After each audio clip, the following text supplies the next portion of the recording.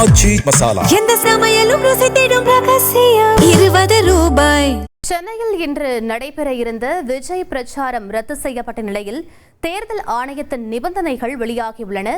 இது பற்றிய கூடுதல் விவரங்களை எமது செய்தியாளர் சோலமன் வழங்கிட கேட்கலாம். சோலமன், தேர்தல் ஆணையம் தரப்பில் என்னென்ன நிபந்தனைகள் விதிக்கப்பட்டிருந்தது? முழு விவரங்களை பதிவு பண்ணுங்க.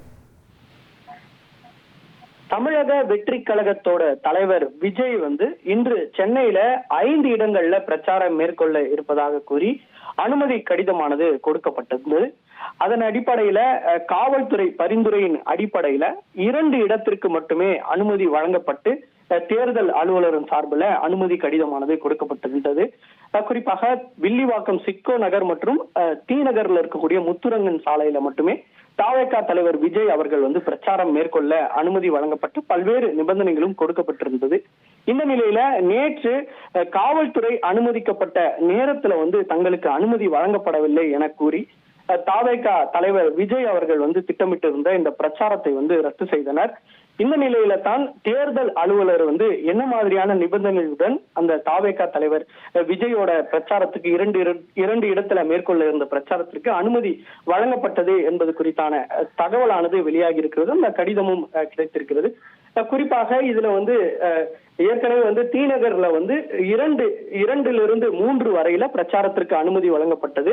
வில்லிவாக்கம் பகுதியில 12 to 1 மணி வரையில தாவேகா தலைவர் விஜய் பிரச்சாரத்தை மேற்கொள்ளலாம் என அனுமதி வழங்கப்பட்டிருந்த நிலையில ஏற்கனவே தாவேகா சார்பில் ஒரு கடிதமானதும் கொடுக்கப்பட்டிருந்தது.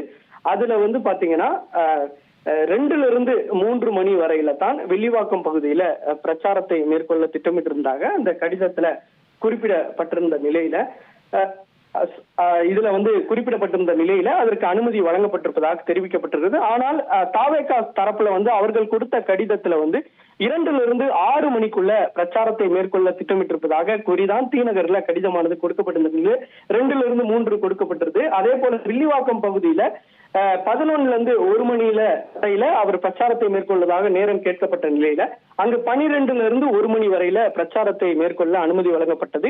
இந்த 1 மணி நேரத்திற்குள்ள வில்லிவாக்கத்திலிருந்து டி நகருக்கு தாவேகா தலைவர் செல்ல முடியாது என கூறிதான் ஒரு குற்றச்சாட்டானது முன்வைக்கப்பட்டு ரத்து செய்யப்பட்டதாக தகவல் தெரிவிக்கப்பட்டுள்ள நிலையில் தான் தற்போது வெளியாகி இருக்கிறது. அதுல பல்வேறு நிபந்தனைகளும் விதிக்கப்பட்டிருக்கிறது. நடத்தை விதிகள், தேர்தல் நடத்தை விதிகள் அமலில் இருப்பதால தேர்தல் நடத்தை விதிகளுக்கு உட்பட்டு செயல்பட வேண்டும் எனவும், இந்த தாவேகா தலைவரோட பிரச்சார வாகனத்தை யாரும் பின்தொடரக்கூடாது எனவும், அவரது வாகனம் மட்டுமே ஒரு இடத்திலிருந்து மற்றொரு பிரச்சார இடத்திற்கு செல்ல வேண்டும் எனவும் குறிப்பிடப்பட்டிருக்கிறது.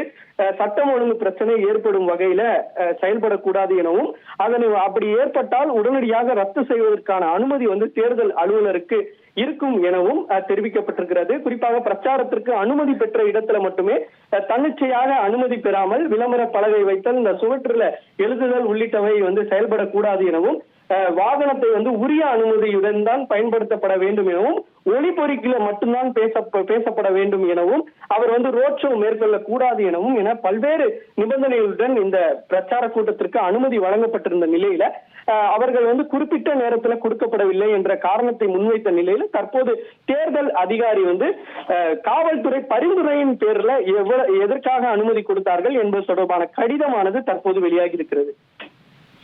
விவரங்களுக்கு நன்றி சோலமன். விஜயின் சென்னை பிரச்சாரம் இன்று ரத்து செய்யப்பட்ட நிலையில் தேர்தல் ஆணையம் விதித்த நிபந்தனைகள் என்ன என்ற தகவல் வெளியாகியுள்ளது. முக்கிய செய்தியாக பார்த்தோம். ஆச்சி மசாலா எந்த சமையலும் ருசி தேடும் ரகசியம் 20 ரூபாய்.